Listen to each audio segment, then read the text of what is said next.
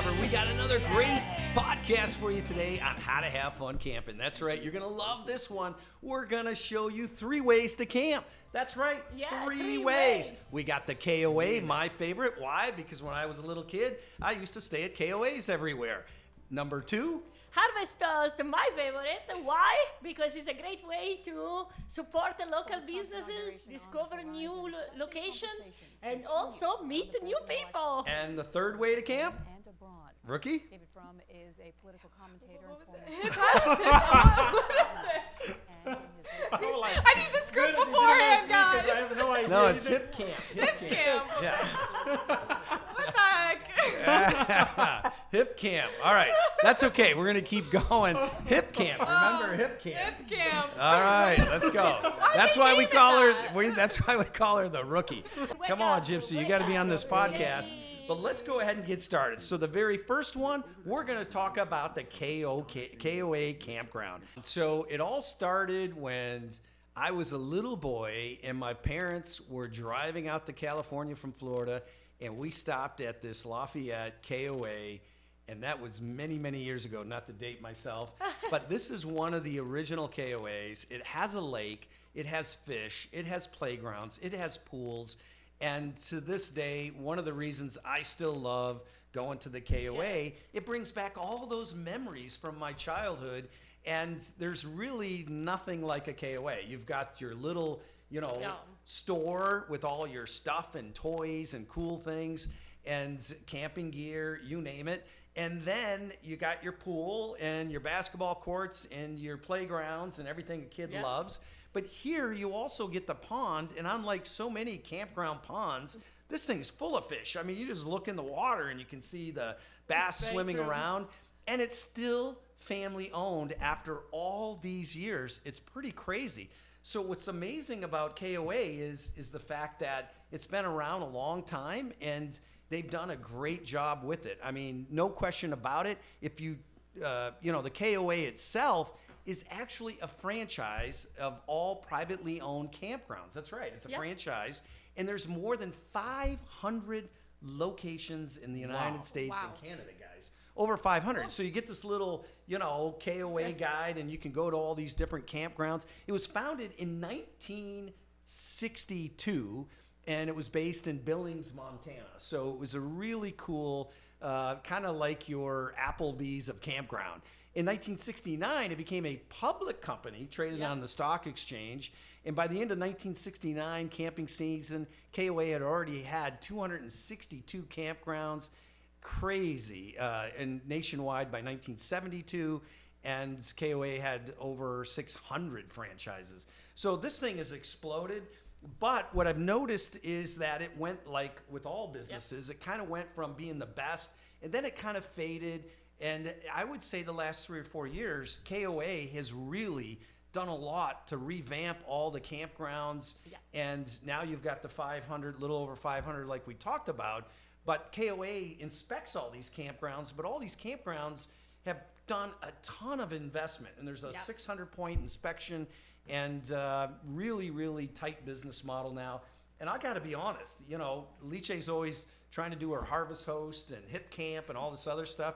But truthfully, what's super cool is that the KOAs have become really, really nice. They've got your internet, you've got your laundry, you've got everything you need, and they're a great place to stay. And I agree. And what I like is also that even though they are a franchise of a bigger group, each one of them has his own vibes and feelings. Yeah. They actually try to really give you the feeling of the place where you're staying. For example, I remember the area in, I think it was Kansas, where there was an area close to the dinosaur footprints. So all the KOA was about the dinosaurs. Yeah, the whole thing was dinosaur themed. And it was, it really get you there. And it's designed for kids. So if you have kids, that is for sure the best option. That's what I was going to ask. Is it the perfect spot to bring your family? And as far as your, I have a little daughter now, so I'm having crazy ideas watching you guys talk about this. And also you should, because honestly, not only they have the infrastructure, but they also plan activities. That's so awesome. Yeah. when you arrive, mostly, maybe in winter time, not so much, depending on the location, but from spring all the way to fall, you have all the different activities. Sometimes it's movie night, sometimes Super it's cool. like playing at the pool, Yeah. or breakfast events and stuff like that. Yeah, and the KOAs are everywhere, right? So no question about it. It is a great, franchise of campgrounds, and you can find them in almost every state. And quite honestly, we've used them a Yep. lot and Yeah, we been did. very, very happy with the quality and everything And else with it. To be honest, I like to use them from time to time, even just to do the laundry. Because, when you are camping in Harvest Host or just boondocking, you don't really have those infrastructure. And after a while, you're in a camper. You need it to get All the right, load. so enough on KOA. I think most people know KOAs, but I don't know if everyone realizes how they've really improved things, and it's really back on its game, and Yeah. so definitely check out a KOA when you get a chance. I think you'll like it a lot. You will. All right, so the next one, Alice, is yours. You're all about it. Tell everybody about Harvest Host. Yeah, I just talked about Harvest Host. So let's be honest, what is Harvest Host, for whoever doesn't know it?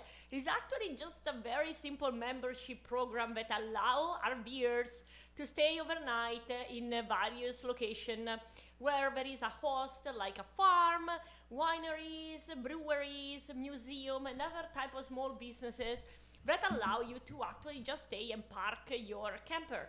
What is really cool is that you just pay an annual fee, and then you stay for free in all these locations, supporting local businesses. So for us, I come from Italy. I love local businesses. I love family-owned businesses. And for example, this was one of my favorite Harvest Host because it was just a farm. We park our van in a very simple lot, just a grass lot. And then in the morning, they show us around all their animals, and they taught us how they handle their business.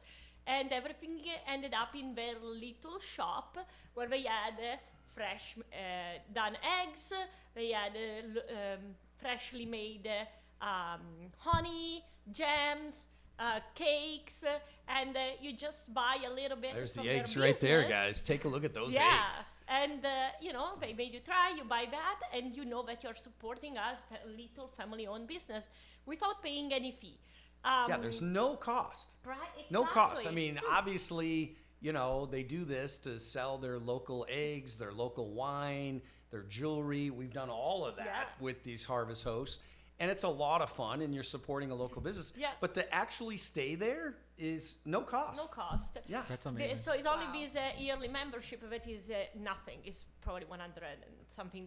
Yeah. But what is really cool in addition to that, for a person like me, I'm Italian, I'm very social, I love people.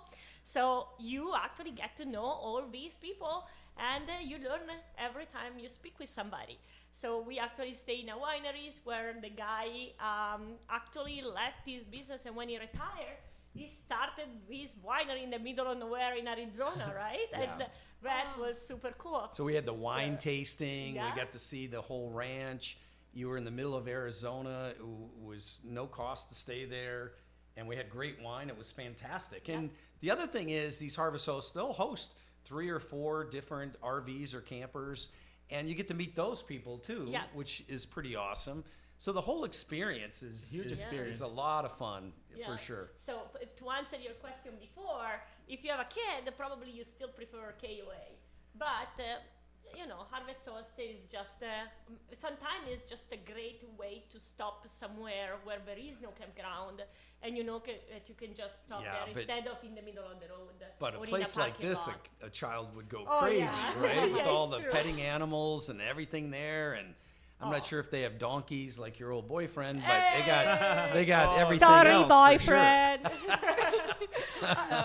But you can see where There's where the I van. parked. Yep. There's And the. it was gated, It's so I beautiful. couldn't leave the dogs free around. And actually, that night, I remember, that night they called us because they had the stargazing event. So they actually invited everyone to actually just watch the stars. Oh, that's so Very, great. very cool. So check that out. It's Harvest Host. You can get the annual setup on your phone, Yes, on your everything tablet. is a little app on your phone. Little app. You can book ahead of time, or you can book up to 24 hours ahead. All right. As long as there is availability. You can actually put all your information on how big the camp All right, we got to is. move on. Alice will talk about Harvest Host forever. And we have no affiliation with any of these, by the No. way. We We're are doing this just for fun. RVers It's a that special love And love. our people ask us, well, why don't you do this? Why don't we don't want to be tied to anybody. We want to have fun. We want to say what we want to say, and we don't want to be locked down. We have all these people on YouTube that are tied to one RV company, and they can only talk about that RV company. Here on How to Have Fun Outdoors, we are free. do everything. We camp, RVs, fifth wheelers. Yeah, we are the Switzerland once again. Yeah, we're Switzerland of YouTube. We do it all. So, and we're able to talk about whatever we want to talk about because we're not tied into any type of setup. So, all right, let's talk about the third one. Third one. And no more Harvest Host from you. No, we no. know you love it. And there's always this battle because I want to hit the KOA. She wants to hit Harvest Host. But then sometimes, it's a HipCamp situation. So, Yeah. Rookie, take it away because you were one of the first people that told us about HipCamp and got Yes. Alice all excited about it. And then, Alice's been doing it ever since. But go ahead. Great. Okay, so HipCamp is an online marketplace. It's been around for a little over 10 years. They offer all different outdoor stays, camping experiences. Go on the website. They also have a mobile app.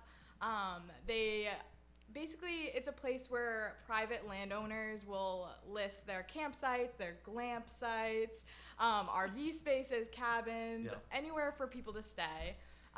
It's pretty incredible. You can book based on listing type, location, landscape, activities. Super I love cool. it. Yeah. And tell everybody about this location, Alice. yeah. Where are we right there? Tell everybody where we're at. Actually, that was our probably favorite HipCamp adventures. So we were in Monument Valley. Monument Valley. And if you haven't been there, you definitely want to go, yes, right? absolutely. And this was just a Navajo little village where the owner of the house actually had 3 different campsites available and one cabin that was absolutely amazing. And he's part of the Navajo tribe. His Yeah. family is part of the Indian tribe. yes, exactly. So we arrived, and there was like this little gate. You came in. There was no electricity, no nothing, just a little spot where to stay. And actually, they had this fantastic little like table and everything where you can actually sit down and observe. But you are right outside of the Monument Valley. That was fantastic. Yeah, and what's really cool is the park is not too far away. No. We were just showing some Yeah, ads on that actually. video of some of the RV shows. That's what you just saw there. But now we're back to this area, but you saw a falling star there. Take a look at this. Absolutely stunning. So this is where John Wayne filmed all their movies. Tons of cowboy Yeah. movies have been out there.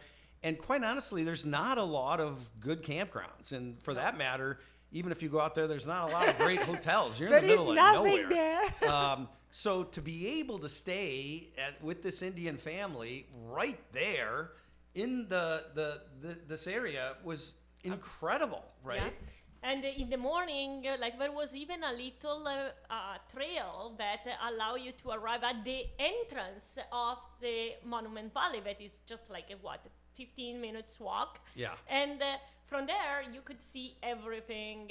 I mean, you could see already from the site, but even closer. And this family was extremely nice, very friendly, and they show us their business, that it was little jewelry made by them in the house. They actually make jewelry, sell it to the park so they can sell it to other people, Yep. obviously visiting, but you get a discounted rate because they're selling Yep. it to you direct, and you get to see their full portfolio of jewelry, which is Yep. pretty amazing, all done by their family, and we absolutely loved it. So Yeah, here's a third one- way to, what? Go Yeah, ahead. one little note that I would Yeah. like to add. The difference is these are still family-owned camping, but these are you pay for staying there. Yeah. However, compared to big campgrounds, the average is around $30-40 a night, because obviously I think you're this was just- even cheaper, if Yeah, you don't recall. It was if like you- $20 or Yeah. something. So it's a discounted camping, privately owned. So it's like a spin on Yeah. Harvest Host where you are paying, but it's a much lower price, and most of these are pretty remote places.